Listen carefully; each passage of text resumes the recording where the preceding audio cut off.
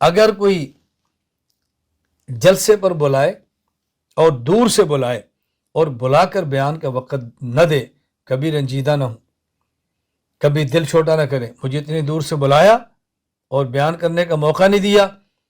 جلسے والوں کا عذر ہوگا، کوئی ان کی مجبوری ہوگی، کوئی تقاضا ہوگا. ہم اللہ کے لیے آئے ہیں، اجر کے لیے آئے ہیں. بیان کریں گے تب بھی اجر ملے گا، نہیں بیان کریں گے تب بھی اجر ملے گا. اور اگر کوئی بلائے اور بلا کر بیان کا تھوڑا وقت دے تب بھی ناراض نہ ہو کہ فلاں کو وقت کم دیا، زیادہ دیا، مجھے کم دیا. کیوں؟ میری حیثیت کا خیال نہیں کیا.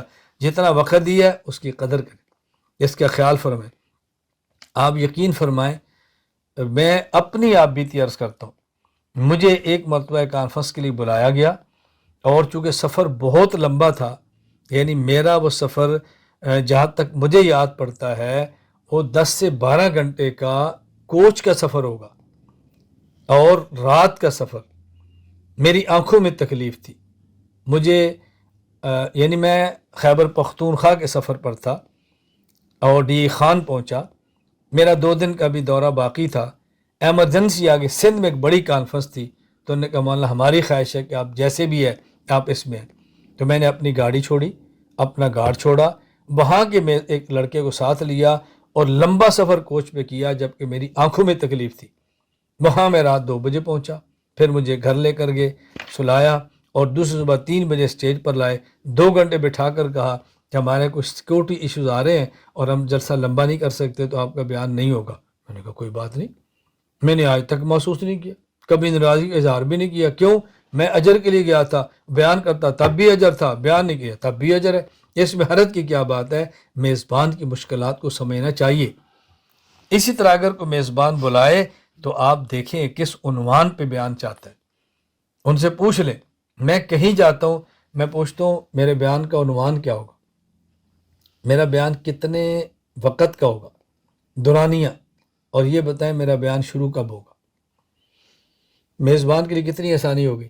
میں پوچھتا ہوں میرا بیان کس عنوان پہ ہوگا، میرا بیان کتنے بجے شروع ہوگا اور میرے بیان کا دورانیہ کتنا ہوگا.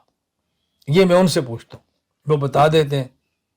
میں کہتا ہوں حضرت جو مناسب سمجھے. میں نے کہا نہیں، جو مناسب سمجھوں گا تو ہو سکتا ہے میں کوئی ایسا موضوع چھیڑ دوں جو آپ کے ماحول کے موافق نہ ہو اور آپ کے لیے مسائل پیدا کر دے. مجھے آپ بتا دیں، مجھے آسانی ہوگی. یہ تو میں ان سے پوچھتا ہوں.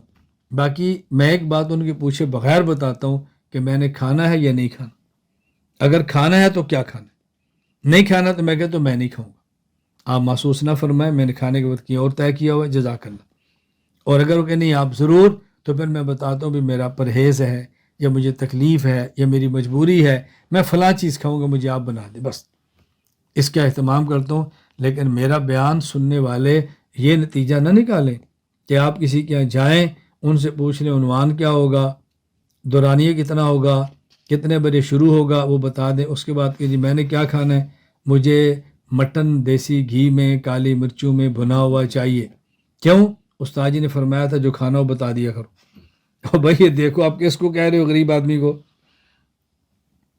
کبھی آپ پان کا آرڈر دے رہے ہیں، مجھے پان چاہیے اور کتھے والا چاہیے اور چونے والا چاہیے اور سپاری والا چاہیے. اس بندے کو سپاری نہ دو نا، اس بیچارے نے پتہ نہیں زندگی پان دیکھا ہی نہیں ہوگا، آپ ساتھ لے کر چلے جاؤ. تو میری ان باتوں سے یہ معنی نہ سمجھنا یہ جو میں کہہ رہا ہوں بتا دیں، نہیں. سادگی کا خیال رکھیں، سادگی کا، اور اپنی شخصیت سے بڑھ کر فیصلے نہ کریں. اس کا ہمیشہ خیال کریں. اللہ تعالیٰ مجھے اور آپ سب کو بات سمجھنے کی توفیق عطا فرمائے.